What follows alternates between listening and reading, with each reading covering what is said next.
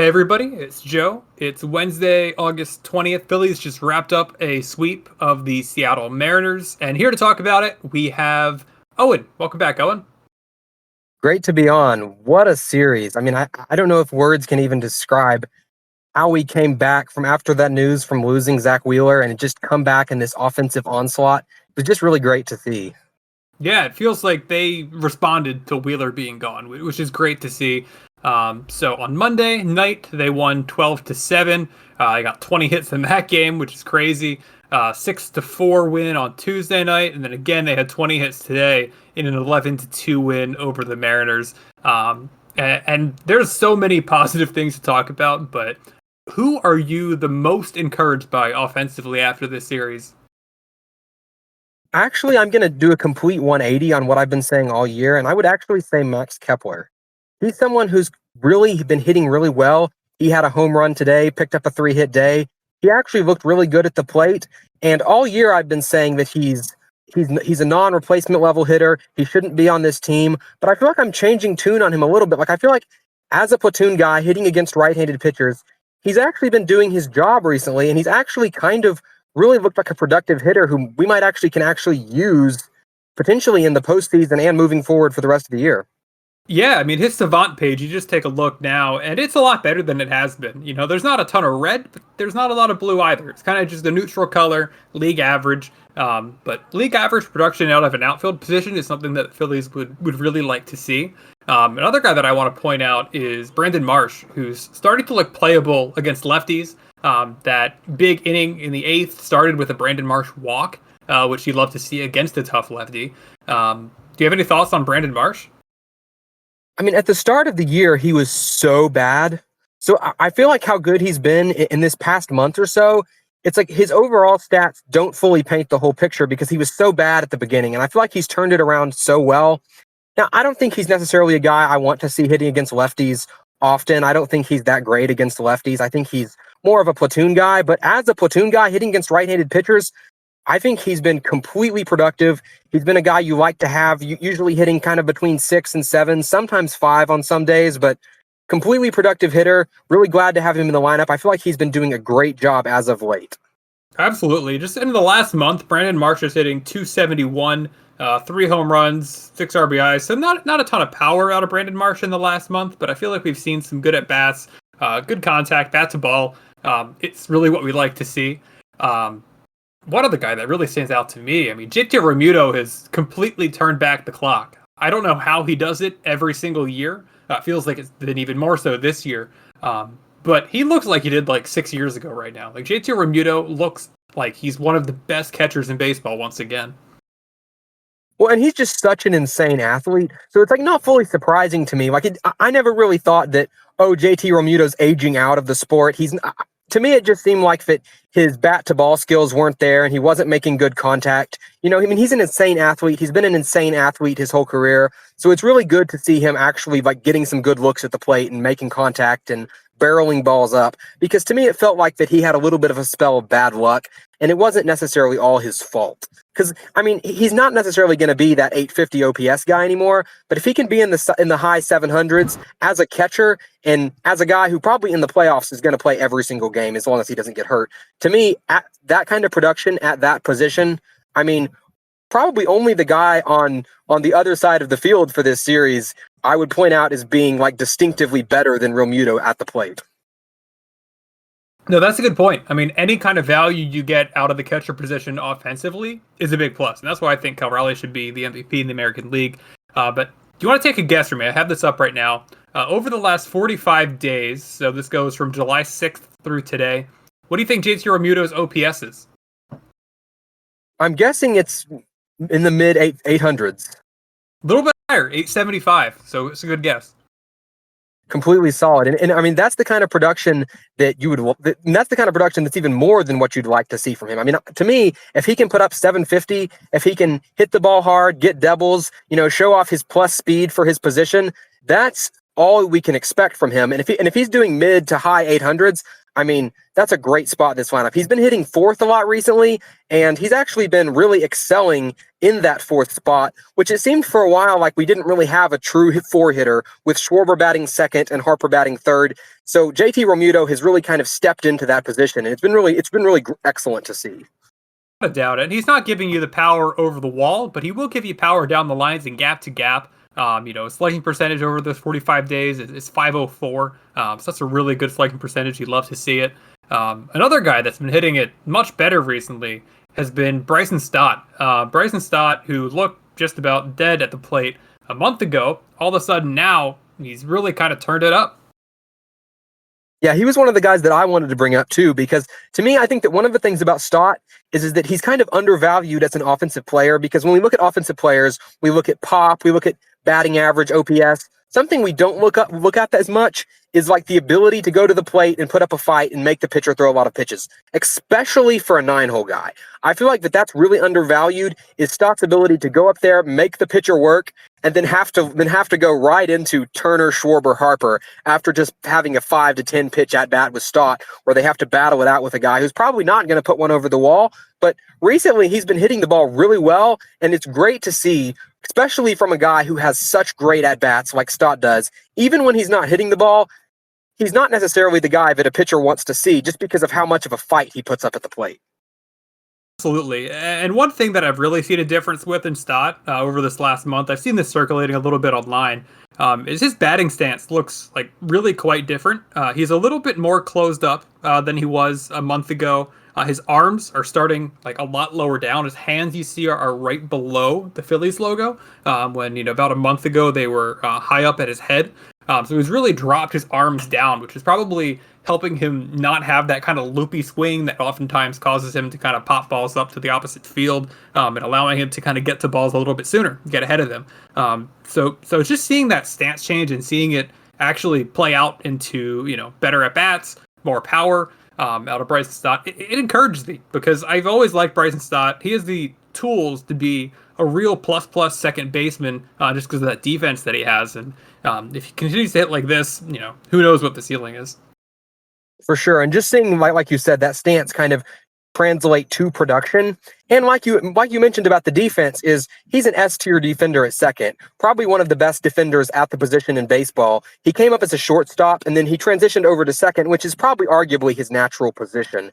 So to me, if he can provide any value at offense, that's a good thing. And especially, like, one thing we've seen with him is that he's brought his OPS almost up to 700 now. I think it's 690. He may have had another at-bat that may have added or lowered that, but I think it's at 690 now. And for me, that kind of trend upwards, if he can be a guy with around 700 OPS with the defense that he provides and with the base running that he provides, because he's a great base stealer, he's great on the base paths. So to me, all of that production, to me, I'd like to see Stott as a guy who can hit 300. I think he has good bat-to-ball skills. I think he has good contact skills.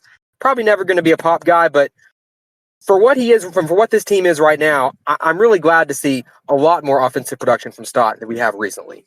Yeah, and the other guy in the middle infield as well, I mean, he's turned it up completely. I feel like Trey Turner is a guy that's either ice cold or red hot, but when he's red hot like he is right now, it's amazing. I mean, he hit his first home run at Citizens Bank Park all year recently. He had a 5-hit day today. You don't see many of those. Do you have any thoughts on Trey Turner? I think he's arguably, if not the one of the best shortstops in baseball. I mean, he's just truly a 5-tool player. He has speed. Power isn't quite as there as it used to be, but he still hits home runs from time to time. Maybe not as much in Citizens Bank Park this year for whatever reason, but he's one of the best base runners. The one thing I would say is I really wish the Phillies as a team would push him to steal more, because he has a great steal percentage. He actually makes it to the base most of the times he tries to steal, but he's been stealing a lot less than he did earlier in his career, even though he's still one of the top 5 fastest players in the game. So to me, that would be something that I think that the Phillies could explore a little bit more, is trying to utilize his ability to steal bases and utilizing that S-tier base running that you do get from Turner. And of course, as a hitter, I mean, he's been productive as he always is, providing you kind of with that around 20 home run guy, around 300 average, just kind of that he's kind of been consistent through with all his career. I mean, if you look at Turner and his batting production over his career, there hasn't really been a steep increase or decline. He's kind of almost been like the same guy the whole time. Yeah, I really like to see him steal more, but to play devil's advocate, when you have guys like Kyle Schwarber and Bryce Harper behind him, it's really hard, even though he might steal the base 90% of the time, it's really hard to take the potential of, taking somebody off the bases when you have these home run hitters coming up behind him.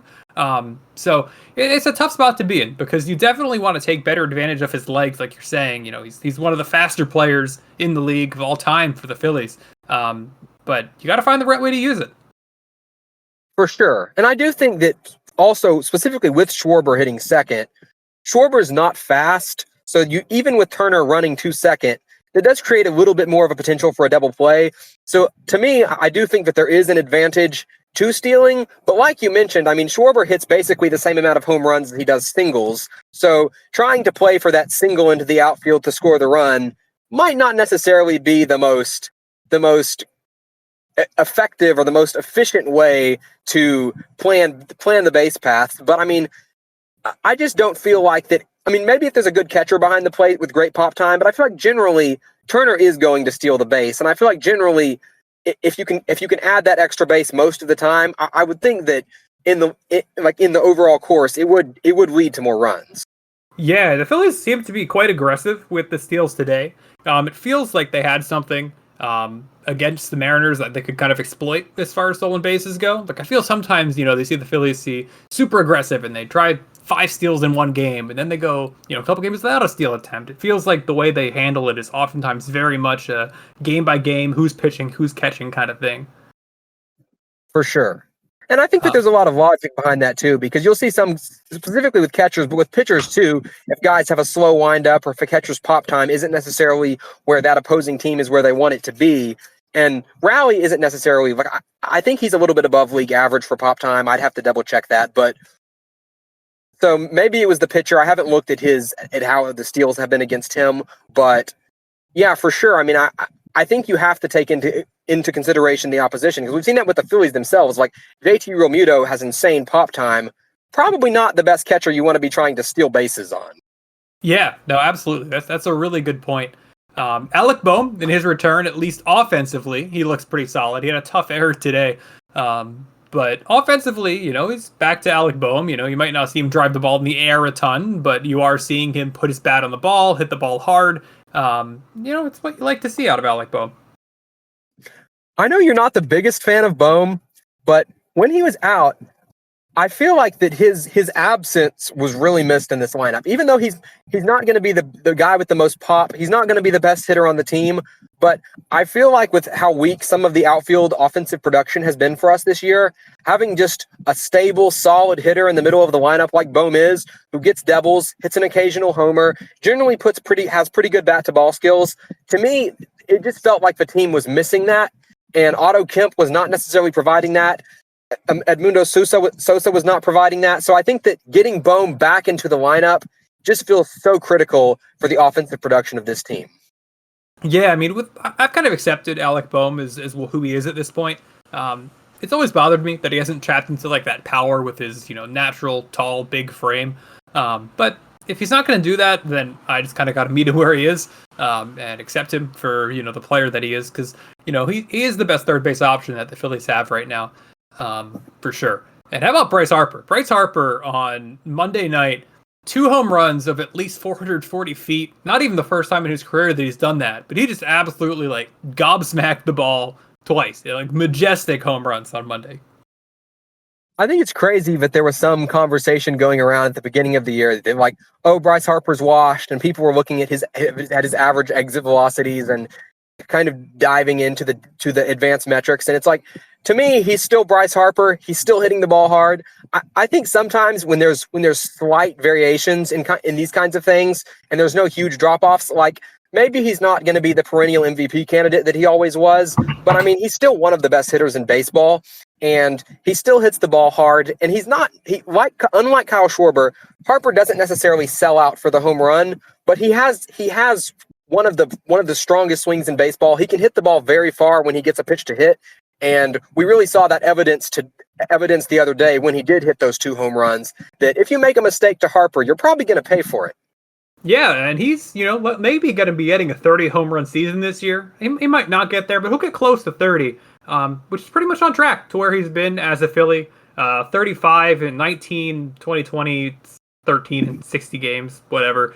35 and 21. Then he had some injuries over the last few years before he had 30 last year. So that power is really right on track for him. I still think he can be the best offensive player on a World Series team. Maybe he's regressing a little bit, but he's still a pretty awesome player right now. Harrison Bader, he heated up a little bit too. I got a couple of hits. He's been pretty bad offensively since the trade, but maybe some signs of life out of Harrison Bader finally. And just to add back on Bryce, is one of the things too that I feel like isn't talked about quite as much and probably should be, is Bryce's clutch factor is absolutely insane. So like regular season Bryce, as good as he is in the regular season, he's a different animal in the playoffs. Like that's not a guy you want to face. And I think that's one of the real reasons why it's so important that we have a strong four-hitter and that JT Realmuto can keep up his streak, because you really don't want the opposing teams to just be able to pitch around Harper, especially in these crucial game situations in the playoffs where Harper is the guy you want to have coming up to the plate. Yeah, I would still trust him, in the most important spots, without a doubt. I would trust Bryce Harper. So let's go into the pitching a little bit now. This is another optimistic point, at least when it comes to the starters in this series. We'll start with Ranger Suarez, who in 6 2/3 allowed 2 runs, 10 strikeouts. I was a little bit surprised that Thompson pushed him into the 7th. I didn't really agree with that, with kind of the bullpen depth that we have right now, especially with Alvarado, being back part of the team now. But what did you think about Ranger on Monday?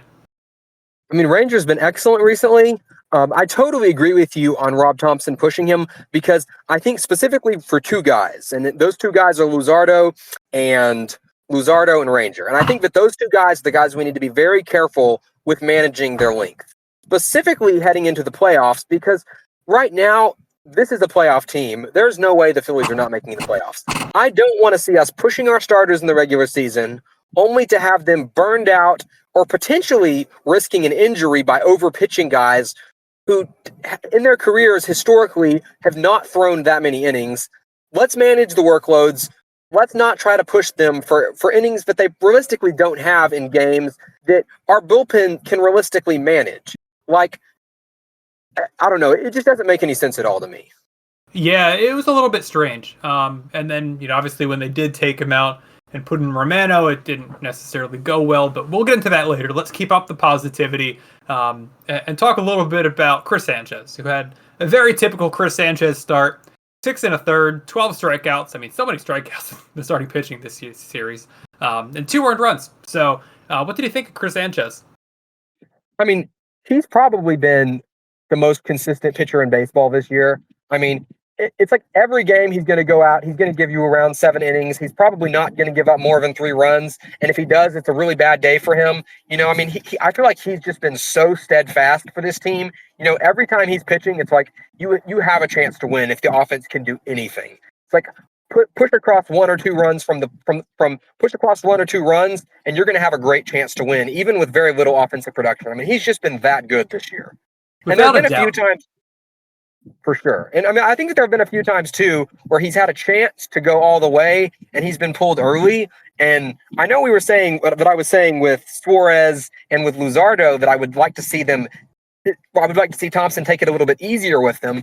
But with Sanchez, I think he's a guy that you can trust to go all the way if necessary. And I think when the guys have a chance to get a shutout or get a complete game, I would like to see them actually given a chance to complete that.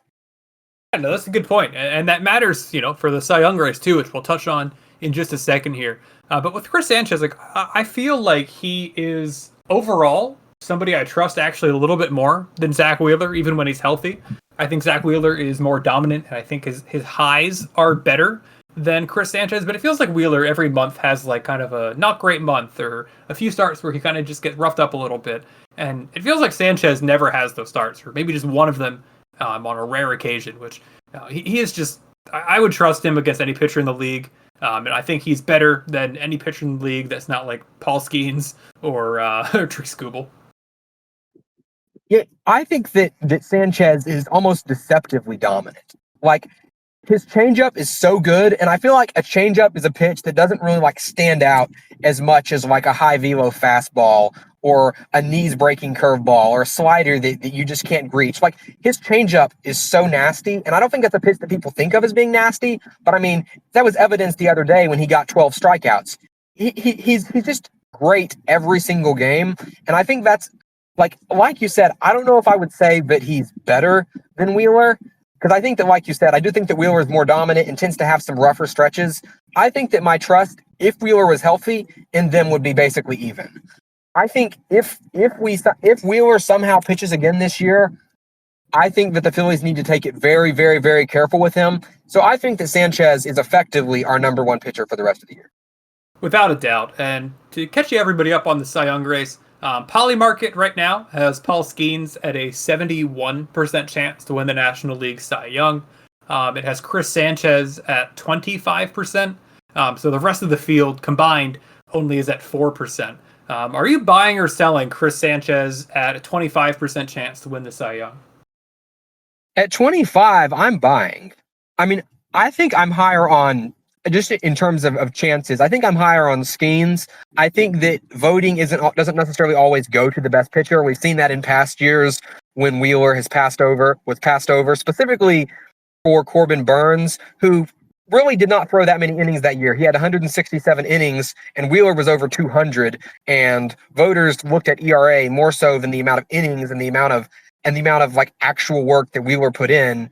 Because when you looked at the actual, like the deeper dive in those extra innings that Wheeler gave, the ERA dropped a little bit, but that longevity, even at a slightly worse ERA, has so much more value in my opinion.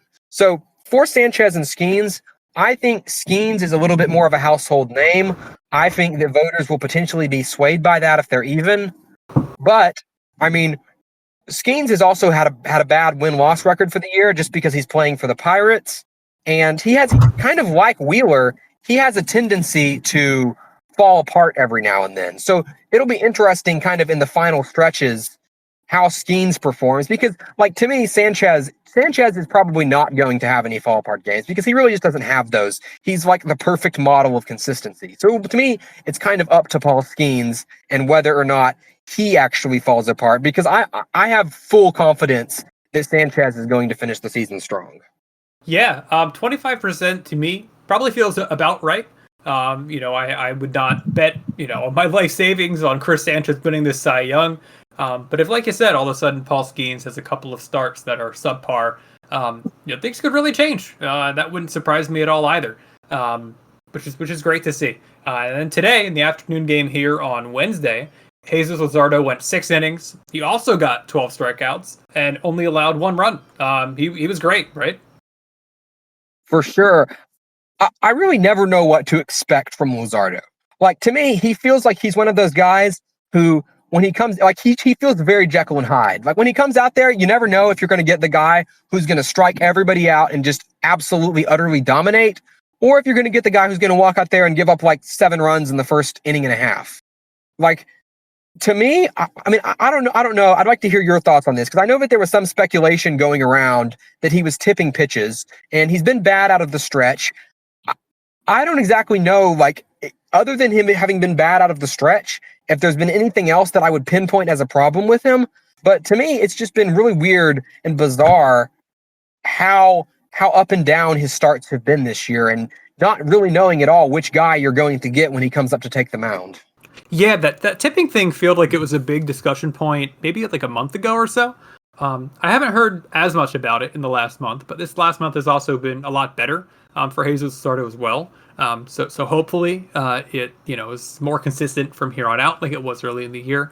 But I'm with you. Like whenever I'm going into a game where Jesus Luzardo is pitching, it feels to me a little bit like you're just playing the roulette, right? Like, about half the time, you end up with red and you just have a terrible start. Half the time it's black and, he looks dominant and like he should be a Cy Young favorite. And it's just, you never truly know what you're going to get. And for the first few months of the year, he was totally dominant. Somewhere in there, something changed, and then his ERA jumped from like 2 to like 450 over the span of like a few weeks. And that was the point where where the discussion kind of came up of whether or not he was tipping. But then since then, he's just kind of bounced back and forth, and it's really just kind of been a weird ride with him. But for where he is as our probably right now our fourth starter, to me, I feel like that this is really good production for a fourth starter, and I think I'm willing to trade a little bit of that inconsistency. I mean, if he was our number two, I'd be more concerned, but I feel like this year he's been really productive, especially for where he is in the rotation. I'm totally with you. And what do you think about the rotation as a whole? Like, has this series done a lot to change your opinion of the rotation going into the playoffs? I feel like I have to see more from Aaron Nola. I think that the rotation going into the playoffs, like, I think it's a solid rotation.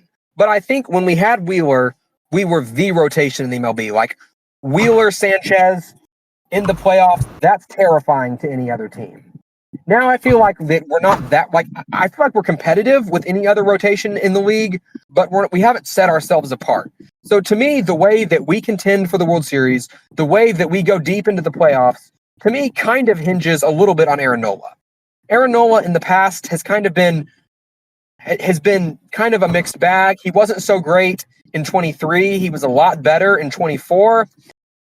This year has not been so great, but he has been plagued by injuries. So I'm really hoping we can see a healthy Aaron Nola. We can see him kind of work through these struggles that are going on and get back to that 2024 shape, because I really think with Zach Wheeler out, the Phillies need Aaron Nola to be the best he can be. Without a doubt, the way I look at it, they need two of the three following guys to step up. Aaron Nola, Ranger Suarez, Jesus Luzardo. If two of those three step up and Chris Sanchez stays healthy, then you'll have three starters that you feel really good about going into the postseason. And with the National League being the league that kind of gets the extra day off in the championship series this year, you can get by with three starters for quite a while. And you can make a bullpen game work. The bullpen's good enough and deep enough at this point that I wouldn't feel that terrible about a bullpen game where you're giving Jesus or you're giving Taijuan Walker like one time through and then turning it over to the bullpen. But I am way more optimistic about the rotation than I have been in a really long time. To get good starts back to back out of Ranger and Luzardo, it goes a long way in making me feel better about the way that things are. It's fun to be so positive. I feel like I haven't been able to be so positive about things with the rotation in quite a while. I mean, this has been almost 30 minutes of nothing but positivity. It's been cool. It's hard not to be positive after scoring 29 runs and sweeping the Mariners in a series, though. I mean, that was just such a great series. And I totally agree with you. I mean, I think I'm really surprised at how positive I've been about this rotation after the loss of Wheeler, because when that news hit, I was probably in the state of a doomer the most that I've ever been. Generally, I'm very optimistic. I'm a very positive person. I look at the Phillies and I see them as a contending team, but Zach Wheeler was arguably the best player on this team. Yeah. So it's not just like we're losing a member of the rotation. I think that the rotation was strong enough that we could have handled the loss of basically any pitcher not named Wheeler or Sanchez. Because to me, it's not necessarily the loss in the rotation. I think the rotation is fine. It's the loss of that superstar talent that Zach Wheeler is and has been his entire tenure with the Phillies. But for sure. And I think that if the guys that have been producing the way they have been for the last couple weeks can keep producing like this, and Aaron Nola can kind of turn over a new leaf, I'm going to feel really good going into the playoffs. I'm totally with you. Unfortunately, we do have two negative things to talk about, and unfortunately for you, it's the people that were probably your favorite players on the team heading into this season. So we'll start with the easier discussion, and that's Jordan Romano. He struggled again, letting up the home run on Monday. His ERA this year is up to 7.56. Is it time? Is it just time to let Jordan Romano go? I think at this point, what you do with Jordan Romano doesn't really matter. I mean, I think he's one of those kind of guys like Joe Ross or anyone else. To me, I'm not overly concerned about the money. I think at this point, it was a lost cause. Jordan Romano's probably not going to be anything for the rest of the year, but I also kind of just don't think it matters. Kind of like Joe Ross, I think you can put him in situations where the games are kind of over, and if he gets cut and you replace him with someone else, it doesn't really make a whole lot of difference. He's going to be one of those very, very bottom guys in terms of the bullpen. So to me, I think that the Jordan Romano experiment, we can say definitively did not work out. And at this point, I don't think it matters if you just want to cut your losses, move on, try to add someone else who you think can maybe give the team a little bit more longevity in innings eating type situations. Absolutely. I thought it was interesting that they went to Joe Ross in the ninth inning today instead of Romano. I know a lot of pitchers that are used to pitching in leverage, such as Romano, can struggle oftentimes when they go to pitching in a 5-run game in the seventh inning or something like that, or a 9-run game like what Joe Ross pitched in today. And Jordan Romano might just be one of those guys that struggles to pitch when he's not in leverage. He can't get himself amped up, and he can't get the stuff to the same degree that he would want it to be at. And if that's the case, I think you can make a stronger argument for letting Jordan Romano go. Joe Ross also gives you the extra length. He can go a couple innings. Same with Max Lazar, who was sent down and optioned, within the last week. But yeah, I'm with you that it is probably time to officially say that the experiment has failed. And we'll see what the future looks like for Jordan Romano on this team. But that's pretty uncertain right now, I'd say. For sure. And I just feel, especially with bringing in David Robertson, and he did give up a home run today, but overall his ERA this year for us, even though he's only pitched in a few games, is 193. He's looked really good. He's picked up a few strikeouts in the last few games. So to me, David Robertson has been really good. Kerkering had a bad game the other day, but my faith in Kerkering is still high. And then obviously Duran is going to be our best reliever, arguably the best reliever in baseball. So I think that the back end of this bullpen feels very solid. And so to me, the loss of Jordan Romano isn't going to be felt the same now as it would have been. I mean, especially too with Alvarado coming back, even though he won't pitch in the postseason. I mean, I think we can probably say pretty assuredly that unless some kind of absolute insane miracle turnover happens, Jordan Romano is probably not going to pitch in the playoffs either. So to me at this point, I don't think that there's really anything to lose or anything to gain from keeping Romano on the team at this point. Yeah, and you bring up a good point with Robertson. His inning yesterday, he had 2 strikeouts, 14 pitches, clean 8th inning. He looked absolutely dominant. Like, that might have been the best inning that David Robertson has ever thrown for the Phillies across his 3 different stints with the team. And also Alvarado being back absolutely matters. So let's get to Alvarado before we get to Castellanos. He had a pretty good inning today, but me personally, I was genuinely surprised to see Jose Alvarado get an ovation when he went into the game. I was expecting a chorus of boos. Did you have any expectations on that? And what did you think about Jose Alvarado? I think I'm with you on that. I was really surprised when he got the ovation, because to me, the suspension really hurts the team. Like, to me, whatever he's going to do in the regular season it essentially doesn't matter. Like, he'll eat some innings, whatever. I guess maybe he's going to give us a better chance to beat the Mets for the top of the division. But to me, this is a playoff team. Setting ourselves up for the playoffs is the most important thing we can do. Alvarado is not going to be available to us in the playoffs. So to me, it's like, at this point, whatever Alvarado does in the regular season is kind of moot to me. And at this point, I would honestly, and maybe this is a bit of a hot take, but I would honestly be shocked if Alvarado is back with us next year. Yeah, I'd be surprised to see Alvarado's option picked up. I think it's $9 million, his option. It feels like a lot for Alvarado, and we'll see how he looks over this next month and a half before the regular season ends. But I think if they do bring him back, it's going to have to be at a number quite a bit lower than that $9 million, because I think you're right. It's hard to make the case that he's worth that.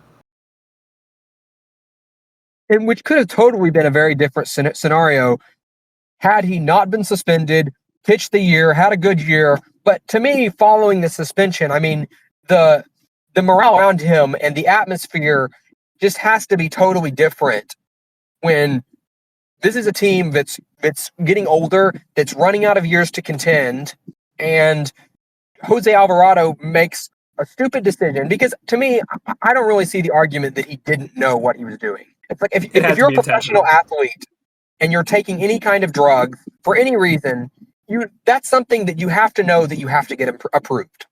So to me, like, whenever I see the players say, "Oh, but I was doing medications for this or that," it's like, maybe this is just me being a skeptic, but I never really buy that. It's like, to me, he knew he was on PEDS. He knew that he knew that he was taking something that probably wasn't going to be allowed, or at the very least, he knew that there was a potential that it wasn't going to be allowed. So not only did he put his own season at risk, he put the team at risk. So to me, that's not really the kind of guy that I want to bring back. And I don't think that talent-wise, especially with this revamped bullpen, he's someone that we can't live without. So to me, I really don't see any reason to bring him back next year, especially after the suspension.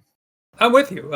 Even if it wasn't something he did intentionally, if you want like an analogy to like, the crime world, if you don't, kill somebody on purpose, even if, it's an accident, there's still such a thing as criminal negligence and stuff like that. And as a professional athlete, like you have to be aware of what you're consuming and what you're putting into your body. And I would have preferred if he just owned up to it at the time, and accepted it. He did accept the suspension, but if he owned up to it and apologized right off the bat, I think that would be, the respectful thing to do. But hopefully we can get a lot of innings out of him in this next month and a half and help the bullpen, be rested when it comes time for October baseball. So now it's time for the elephant in the room. Continues to be Nick Castellanos. I'll ask you first. You're part of the Cassie Defender group, Owen. What do you make of Castellanos not playing? The official motto is that he is sitting to allow Bader to get into a groove and play more because Bader wanted to play more. And to me, I'm not sure how much I buy that because Castellanos has always, had a lot of pride in being an Iron Man and playing every day. Hopefully he matured and it's accepted that his role might not always be what he wants it to be. But what do you think? I think he's been in a cold streak the last few weeks, and to me, it makes sense to give him a day off, especially considering his last day off, which was 3 or 4. I think it was 4 days ago. He came back the very next day, and he has 3 hits, a double and a home run, and then he had 2. I think it was 2 hits, a double and a home run, and then he had 2 hits again the next day. So to me, if it seems like that giving him days off can potentially rejuvenate him and potentially get him back on track, Castellanos has always been a streaky hitter. So to me, it seems like with the atmosphere around him, it's like if we can get him back on pace where he has a really hot streak and he can get back to where we want him to be, to me, I'm not that worried about Castellanos. I'm not that worried about the day off. I know he's been an Iron Man in the past, but when you have a streak as bad as he's had in the last few weeks, I don't think it's a bad thing at all to give him a few days off. And I don't really see any reason why he wouldn't accept it. Like, I could see him arguing it a little bit, but I don't see it as a big deal. I mean, to me, I feel like that if anything, hopefully it can get him in the right headspace and he can come back out there and actually start helping this team again, specifically offensively, where the Phillies have probably been, not recently, but this year overall have been the weakest, is kind of in that 4 to 6 spot where we really haven't seen a ton of production overall this year. Yeah, no, that's a good point. I'm out on Castellanos as like an everyday starter against righties and lefties at this point. But I still think that he can have value on the team if he wants to start and just mash against lefties, and be the first guy off the bench against like a tough, lefty reliever. I think that would be something, or a tough righty reliever. Or tough lefty reliever. I got it right the first time. Tough lefty. I think that's kind of the role that I would want to see him in, especially with Kepler kind of starting to heat up a little bit. I could see a platoon there in right field between Kepler and Castellanos. Because, we all know he struggles with the breaking balls that go away from him. And when he's going against a lefty, those balls are breaking to him. And I think he gets a lot better of an eye on it. I would just be interested in what a Kepler and Castellanos platoon would look like. And maybe it would help us to unlock, the best out of both of those guys. Yeah, I think that makes sense. And I think that there's an argument that if Castellanos is hot, you play him more and you play him less when he's getting cold. And I think that could overall kind of increase the production you get from him. I think maybe kind of like you said, the breaking ball, specifically the sliders from the right-hand side. To me, if you have a righty with a really nasty slider, those are great days for Castellanos to see the bench because he really doesn't pick up that specific pitch very well at all, especially when it's a guy who likes to throw them on the outside corner. I mean, it seems like that he swings at almost every one of them, and that if he, like, other than that, Like, to me, that seems like kind of over his whole career, that's been the pitch that's kind of plagued him, that he hasn't exactly been able to pick up at all. Yeah, I mean, when he's hot, you absolutely could play him every day. We've seen him take over series before, and that's still in there somewhere. It's definitely still in there somewhere, and maybe giving him more off days too. He's older than he was, a few years ago, obviously, and as you get older, it's probably a lot harder to play every day. So I think they're doing the right thing by sitting him at least against these tough righties that he's probably not going to match up very well against. And I think this is something that we talked about earlier off the podcast, but I think I would be interested in potentially seeing Castellanos DH more and putting Schwarber in left field. I think it would be interesting to see if that impacted his offensive production at all, because again, like, I think that there's the potential that Schwarber and Castellanos probably aren't going to be that much different. Like, we've seen Castellanos, he hasn't been that great at defense this year. That's probably putting it a little bit nicely. And Schwarber isn't that great at defense either. It's probably kind of tit for tat there. I think that if we could potentially see that improve Castellanos' production, being like a full-time DH potentially, I think that would be something that could be interesting for the Phillies to look at. I know that Castellanos has expressed that he wants to play the outfield, and specifically that he does not want to play left, but if we can maybe something that gets him at DH more, gets him more focused on hitting than having to do both, I think that would be something that the Phillies should consider. Yeah, because at the end of the day, like, any value that he provides is going to be coming from his bat, not his glove. So if we can get that bat right, the way it was in the first half of 2023, that's it. That's all we need. That's all we need out of him. So hopefully, things can turn around. But at least as of now, I think he does need to sit on the bench and a little bit more. And I'm glad that he seems a little bit more willing to do that. So we actually have one listener question for the day that I think is a pretty interesting one. It's from Should Have Had Giles on Reddit, who wants to know if Taijuan Walker should be in the running for Comeback Player of the Year. Which I think this is a great question. I haven't really thought about that award at all, but it's a good point. What do you think?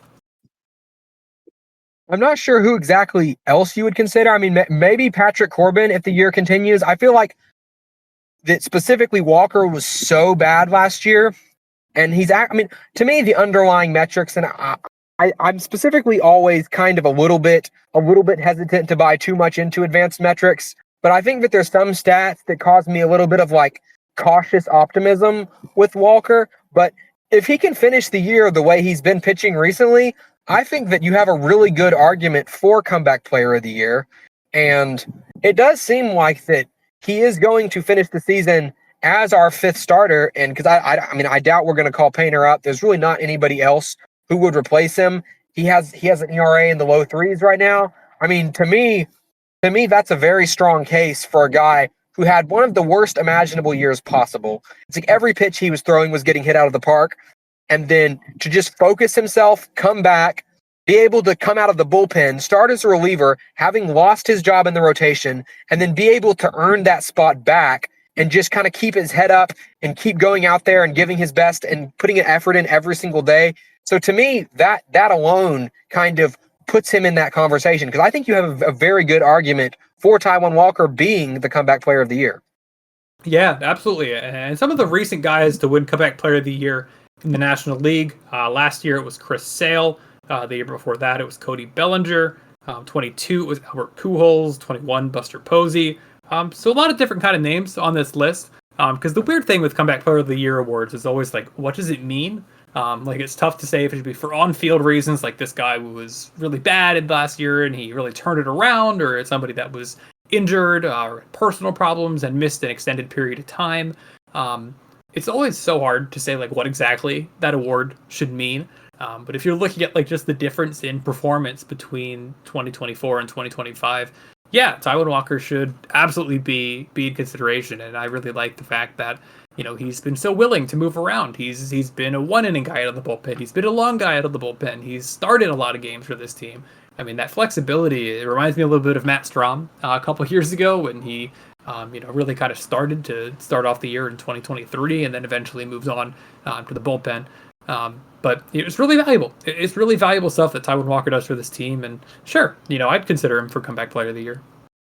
For sure. And I think that too, it just really speaks a lot to not only him as a player, but him as a person. Because you see so many starters, it's like they're unwilling, even after they've had bad years, they're unwilling to be moved to the bullpen. They want to start. That he was able to accept whatever role the Phillies were giving him and say, okay, I want to come out there every day and help the team win in whatever way I can. I'll take on whatever role you want me to do. I mean, to me, that speaks bounds of him, not only as a player, but as a person. And he was able to earn his way back into the starting rotation. And I mean, he's just been fantastic this year. And I know he wasn't quite as good out of the bullpen, and he's actually been quite a lot better as a starter. So, I mean, to me, it's just been really fantastic to see that turnaround, because myself, and I know a lot of others within the Phillies community, within the community of Phillies fans, did not want to see Taijuan Walker coming back after that disastrous 24th season. And so it's really just been completely incredible to see what he's done this year and how he's been able to turn it around, despite kind of starting in a position where it was like, if he starts this year off bad, there's a good chance we're never going to see him in a Phillies uniform again. Yeah, I mean, he's completely turned around how a lot of fans feel about him, and it's just heartwarming to see. It's really, really nice to see. So now looking ahead a little bit to the Nationals, Taijuan Walker is going to be starting on Friday night against Cade Cavalli, who's really good. I mean, he did a great job against the Phillies last week. We'll see if he does the same. Saturday, we have Aaron Nola against Mitchell Parker. And then on Sunday, Ranger Suarez takes the bump yet again against Jake Irvin. And as this is all going on, the Mets are going to Atlanta. So any potential things that you're looking out for against the Nationals or with the Mets going down to Atlanta? I think that the biggest game to watch out for in this series is going to be the Aaron Nola game, because I think every start Aaron Nola has since he's come back is going to be under a lot of scrutiny. There's going to be a lot of eyes on him to see, can he kind of get back to where he was in 24? Can he replicate that? I know he was bad in his last start, but his first 2 innings were solid. And to me, it seems like that he just kind of got into a rut where he kind of like lost his command, wasn't locating the ball well. He walked a lot of guys. He gave up a lot of hits. There weren't actually any home runs. So to me, it would just be really good to see Nola be able to focus. I don't necessarily want to see him push too much, but if he can go 4 or 5 innings, keep the earned runs below 2, or maybe at 2 or below 2, it would be really good to see something encouraging from Aaron Nola that can give us really a lot more confidence in the future of this rotation for this year specifically heading into the playoffs. Absolutely. I think we just want to see, something go into a positive direction at the end of the day. Like, that's just really what's important for this team. So just a quick look at the standings before we finish up today's episode. Right now, the Phillies are 6 games ahead of the Mets, though the Mets will be playing later on today. And then when you look at the National League as a whole, the Phillies are a game and a half above the Dodgers. And then the Padres, they're currently 3.5 up, and the Dodgers and Padres are playing this weekend. So, if the Phillies take care of business against Washington, they'll have a chance to extend that lead a little bit for one of the byes in the National League, which is going to be really important for this team. Yeah, for sure. And I don't buy. I think that the rhetoric that the bye is harmful to a team, I really think that, and this is probably me being a little bit biased and a little bit anti-Braves, but I always call it Braves propaganda, because when the Braves lost after having a bye, they blamed it on the bye. And to me, that's just silly, because to me, that's just a series that you have the potential to lose, and being able to get out of that series and have to play less series, to me, that's just so much better for a team. And I know we've talked about how like simulated games might not create exactly the same experience, but I think that if you want to keep guys in the mindset of playing, you can just have simulated games, kind of keep the guys warm, and you don't have to worry at all about potentially losing in a wild card series if you don't have to play it at all. So to me, it's just really kind of silly talking about how the byes might actually hurt the team and aren't beneficial. I would love to get a bye. Absolutely. I mean, you're just avoiding the coin flip of a 3-game series to see if you could make it to the division series. It lets you set up your starting rotation the way you want. Everyone in the bullpen is going to be rested. For so many reasons, it's such a big advantage to have the bye, and I really hope that the Phillies can play well enough down the stretch to earn one of those 2 byes in the National League. So that's all that I had planned for today, Owen. Is there anything else that you wanted to talk about before we finish up? No, I think that's about it. I would just add to what you said that especially for a team like the Phillies, who have depended so much on their rotation this year, I think it's going to be so much more important for us to be able to start our series with our top guys and not having to have used Sanchez potentially in the wild card series, to be able to not have used whoever our second and third starters are in that wild card series. To me, it's just a really huge advantage, and to me, it would be great if we can keep these games up on the Mets and potentially add to them and kind of reduce whatever we need to do for the remainder of the year. And I think having Alvarado back in the bullpen, this is a really strong pitching unit, and our offense has been heating up. So I feel really good about the position that we're in right now. Absolutely. I think this is probably the best that I've felt about the team in quite a while. And you bring up a lot of good points there, especially with the Mets playing them, after this National Series. There's going to be a good chance to extend the lead a little bit in the National League East. So thank you for joining today, Owen, and thank you to everybody for listening. If you have any questions that you want to send into the show, feel free to reach out on Reddit or Discord. And we'll be sure to get to them in the next episode. We will have Jack Fritz on Saturday.